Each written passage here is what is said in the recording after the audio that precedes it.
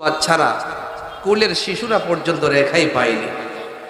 যেই ফিলিস্তিনের জমিন আপনারা জানেন, যেখানের মধ্যে বাইতুল মুকাদ্দাস রয়েছে, যেই ফিলিস্তিনের জমিনের সাথে প্রত্যেকটা ইমানদার মুসলমানদের একটা নিবিড় সম্পর্ক আছে, কথা বলুন ঠিক কিনা?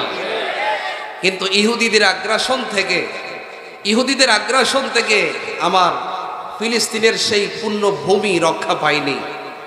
আপনারা জানেন, এই ফিলিস্তিনের জমিন যেই বাইতুল মুকাদ্দাসের সাথে আমার নবীজির মেরাজের ঘটনার সম্পর্ক, সুবহানাল্লাহ বলতেন না? ওই মসজিদুল আকসা যেখানের সাথে আমার নবীজির মেরাজের ঘটনার সম্পৃক্ততা রয়েছে। আজকে দেখেন, ওই ফিলিস্তিনের জমিন গোটা বিশ্বের আজকে বড় কষ্ট লাগছে কথাগুলো বলতে। আজকে সারা বিশ্বের মধ্যে আজকে অনেক দেশের মুসলিম নেতারা পর্যন্ত আজকে নীরব ভূমিকা পালন করছে। আর ওই দিক দিয়ে আমার ফিলিস্তিনের জমিনকে ইহুদি সন্ত্রাসীরা তারা তিলে তিলে ওই ফিলিস্তিনের জমিনকে একবারে শেষ করে দিচ্ছে, কথা বলুন ঠিক কিনা? এই জন্য বাংলার জমিন থেকে আমরা আল্লাহ রাব্বুল আলামিনের কাছে যেই সমস্ত ইহুদিরা আমার ফিলিস্তিনের জমিনকে, গোটা পৃথিবীর মুসলমানদের ইমানি যেই সম্পর্ক ফিলিস্তিনের জমিনের সাথে, ওই মসজিদুল আকসার সাথে, যারা এই ফিলিস্তিনের জমিনকে যারা আজকে তিলে তিলে শেষ করে দিচ্ছে, আল্লাহ রাব্বুল আলামিন যেন ওই সমস্ত ইহুদিদেরকে এই জমিনের মধ্যে যেন আল্লাহ পাক যেন ধ্বংস করে দেয়, কথা বলুন ঠিক কিনা? আরো যেন বলুন ঠিক কিনা? আজকে দেখেন, একদিক দিয়ে ইসরায়েলের ইহুদিরা ফিলিস্তিনের জমিনকে শেষ করে দিচ্ছে, আবার দেখেন মুসলমানদের উপরে কত ধরনের স্টিম রুলার চালানো হচ্ছে। আরেক দিক দিয়ে আমার ভারতবর্ষের মধ্যে আপনারা জানেন একটি ওয়াকফ আইন পাস করছে, যেই আইনের মাধ্যমে ভারতবর্ষের মধ্যে অসংখ্য অগণিত মসজিদ, মাদ্রাসা, খানকা এগুলোকে ধ্বংস করে দেওয়ার এক গভীর ষড়যন্ত্র চলছে, কথা বলুন ঠিক কিনা? এই জন্য গোটা বিশ্বের মুসলমানদেরকে আমাদের একটি প্ল্যাটফর্মের মধ্যে আসতে হবে। যদি আমরা আমাদের নিজের অস্তিত্ব যদি আমরা রক্ষা করতে চাই, আমাদেরকে আর ভেদাভেদ নয়, আমাদেরকে আর ভেদাভেদ করলে চলবে না, আমাদেরকে নিজেদের মধ্যে কাদা ছুড়াছুড়ি করলে চলবে না। গোটা বিশ্বের মুসলমানদেরকে একটা প্ল্যাটফর্মের মধ্যে এসে আমাদেরকে ঈমানি হুঙ্কার দিতে হবে, কথা বলুন ঠিক কিনা?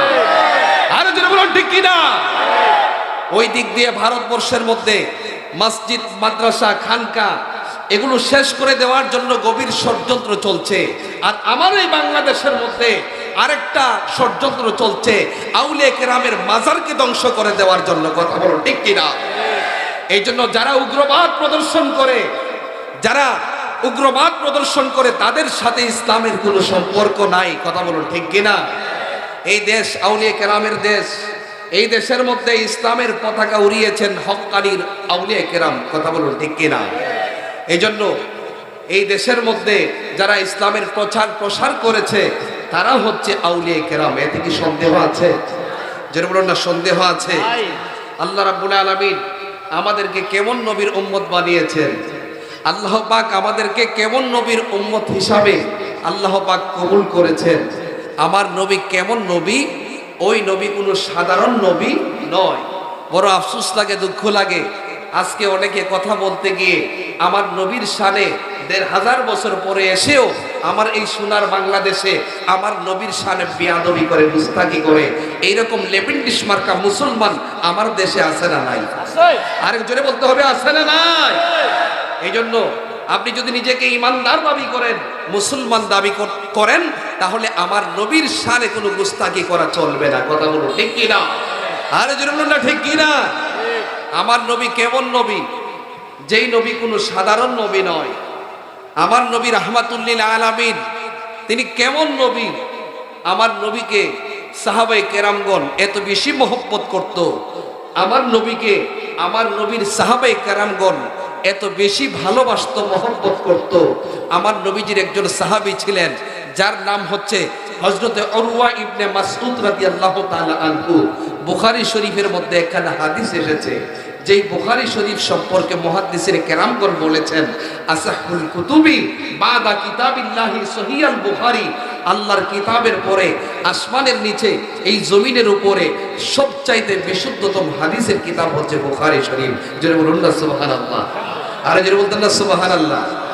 হযরত উরওয়া ইবনে মাসউদ রাদিয়াল্লাহু তাআলা আনহু বলেন, খুব অল্প সময় আপনাদের কাছ থেকে কোরআন এবং হাদিসের আলোকে দলিল আদিল্লা মোতাবেক কিছু কথা বলে আপনাদের কাছ থেকে বিদায় নেব। যেহেতু আজকের এই মাহফিলের যিনি প্রধান অতিথি, প্রধান আকর্ষণ, আমাদের মাঝে অল্প কিছুক্ষণের মধ্যে চলে আসবেন। আমার নবীর সাহাবী হযরত উরওয়া ইবনে মাসউদ রাদিয়াল্লাহু তাআলা আনহু বলেন, হযরত উরওয়া ইবনে মাসউদ রাদিয়াল্লাহু তাআলা আনহু বলেন, হুজুর ডাইরেক্ট স্টেজে আসবে, কেউ এদিক সেদিক দৌড়াদৌড়ি না করে মাহফিলে বিশৃঙ্খলা সৃষ্টি করবেন না। স্লোগান দেন একটা। হুজুর আসেন, আলোচনা করবেন, কেউ দৌড়াদৌড়ি করবেন না। আমরা সবাই খুশি না বেজা? আরো জোরে বলি খুশি না বেজা? ভাইরা আমার নবীজির সাহাবায়ে কেরামগণ, আমার নবীর প্রতি প্রেম মহব্বত ভালোবাসা কম ছিল নাকি বেশি ছিল? আর জোরে বলি না, কম ছিল না বেশি ছিল? অনেক বেশি ছিল। আমার নবীজির সাহাবী হযরত উরওয়া ইবনে মাসউদ রাদিয়াল্লাহু তাআলা আনহু বলেন, আমি পৃথিবীর অনেক রাজা বাদশার দরবারে গিয়েছি, আমি কিসরা গিয়েছি, কাইসার গিয়েছি, নাজ্জাশী গিয়েছি, কিন্তু কোন রাজা বাদশার দরবারে এত আদব দেখি নাই যেই আদব দেখেছি আমার নবীর দরবারে সাহাবায়ে কেরামদের মাঝে। সুবহানাল্লাহ বলতেন না? আর জোরে না সুবহানাল্লাহ। হযরত উরওয়া ইবনে মাসউদ রাদিয়াল্লাহু তাআলা আনহু বলেন, আমি পৃথিবীর অনেক রাজা বাদশার দরবারে গেলাম, কোন রাজা বাদশার দরবারে এত বেশি আদব দেখি নাই যতটুকুন আদব দেখেছি আমার নবীর দরবারে সাহাবায়ে কেরামদের মাঝে। হযরত উরওয়া ইবনে মাসউদ রাদিয়াল্লাহু তাআলা আনহু বলেন, আমার নবীর সাহাবায়ে কেরামদের মাঝে আমার নবীর প্রতি কেমন মহব্বত ছিল, কেমন ভালোবাসা ছিল, কেমন তাজিম ছিল।